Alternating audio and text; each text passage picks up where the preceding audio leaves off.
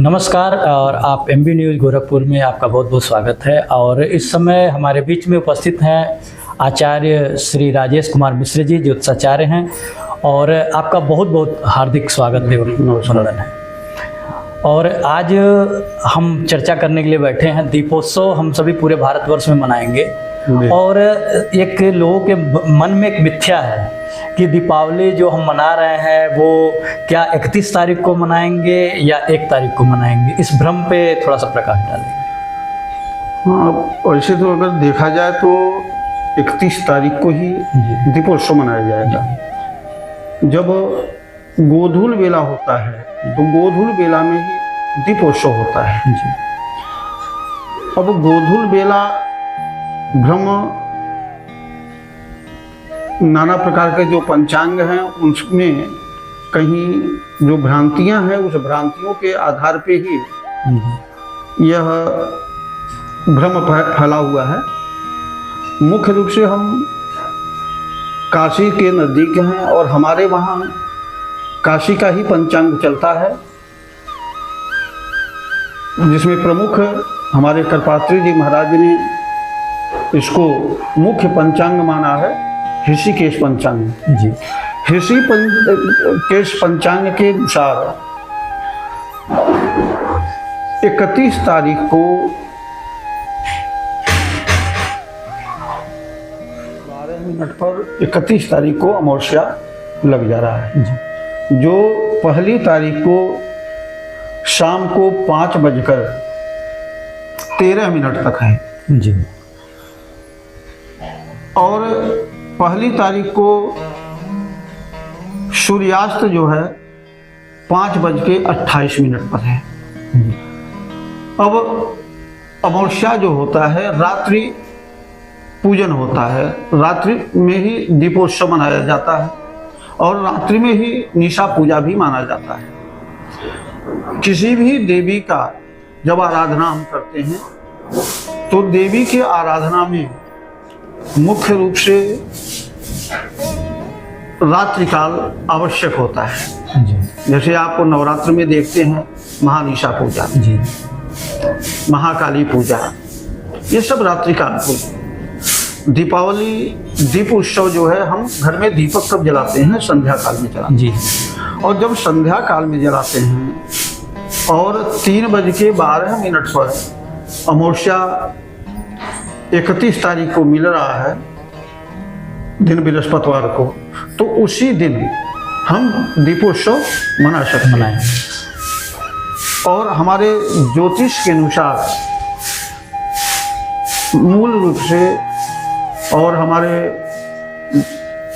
जितने विद्वद्जन हैं आपस में विमर्श करने के बाद यह निर्णय लिया गया है कि हम दीपावली जो है वह 31 तारीख को ही मनाना है। तो क्या जैसे जैसे ये त्यौहार हमारे नज़दीक आ रहे हैं, कल आपका धनतेरस मनाया जाएगा, तो क्या ये जो मुहूर्त है धनतेरस का? धनतेरस कल दिन में 11 बजे त्रयोदशी लग जाएगी जी। और जब 11 बजे त्रयोदशी लग जा रही है तो 11 बजे से ये भी संध्या काल ही है जी। और जब संध्या काल है और 11 बजे धनतेरस लग जा रहा है तो हम मंगलवार को अर्थात 29 तारीख को ही हम धनतेरस मनाएंगे। और उसके बाद 30 तारीख को हम जिसे नरक चतुर्दशी हमारे भाषा में होता है, लेकिन आम जन में छोटी दीपावली के रूप में मनाया जाता है। अच्छा, ये बताइए जैसे कि हम दीपोत्सव 31 तारीख को मनाएंगे, तो इसका जो ये छठ महापर्व आता है बिहार और पूर्वी उत्तर प्रदेश में मनाया जाता है, तो ये क्या हम किस दिन माना जाएगा? ये बहुत अच्छा प्रश्न है आपका। विगत धन त्रयोदशी से लेकर और छठ पर्व तक अनेकों त्यौहार आते हैं जी। पहले धन त्रयोदशी पड़ता है।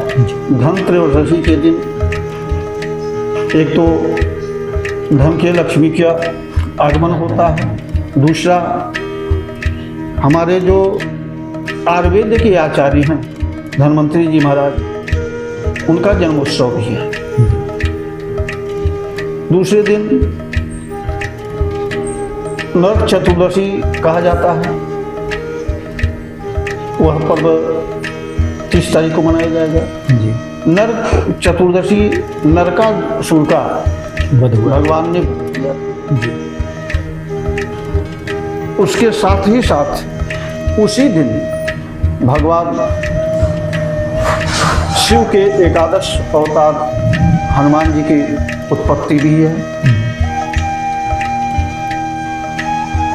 आपको 31 को बताया ही गया कि जी दीपोत्सव मनाया जाएगा।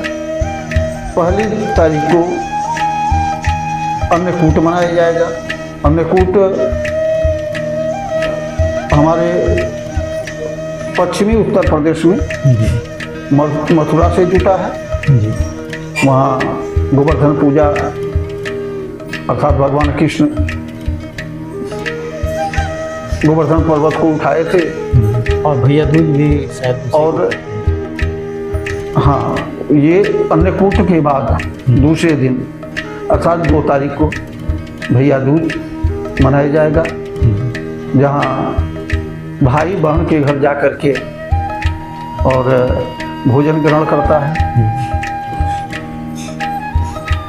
यह हमारे पश्चिमी उत्तर प्रदेश में मुख्य रूप से मनाया जाता है। अब बिहार का पर्व है छठ महापर्व, जो 5 तारीख से प्रारंभ होकर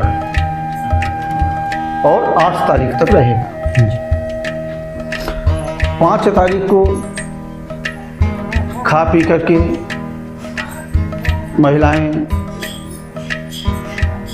यह व्रत प्रारंभ करेंगी। बिहार में इसको खरना कहते हैं। 6 तारीख को छोटी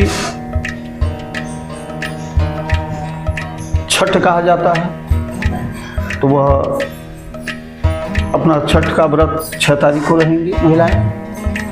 संध्या काल में मीठा भोजन करेंगी। और 7 तारीख को छठ का मुख्य पर्व है, जिस दिन संध्या काल में जाकर के महिलाएं जलाशय में, नदी के किनारे अर्घ्य देंगे, संध्या अर्घ्य देंगी। और 8 तारीख को प्रातः अर्घ्य देंगी। वहीं से इस पर्व का समापन होगा। हमारे दर्शकों के लिए इतना बड़ा दीपोत्सव मनाएंगे और छठ महापर्व है, दर्शकों के लिए क्या संदेश है आपका? मुख्य दर्शकों के लिए तो यह है कि हर्षोल्लास से इस पर्व को मनाना और शांति पूर्वक मनाना। ऐसा ना हो कि उस दिन कोई उनके वहाँ चाहे कहीं विघ्न या किस लोगों में कोई भ्रम हो, इसलिए इसको हर्षोल्लास से मनाना, लेकिन शांति से। बहुत बहुत धन्यवाद। आप थे पंडित राजेश कुमार मिश्र जी, ज्योतिषाचार्य। आपका चैनल पे बहुत बहुत स्वागत। नमस्कार। हाँ बस।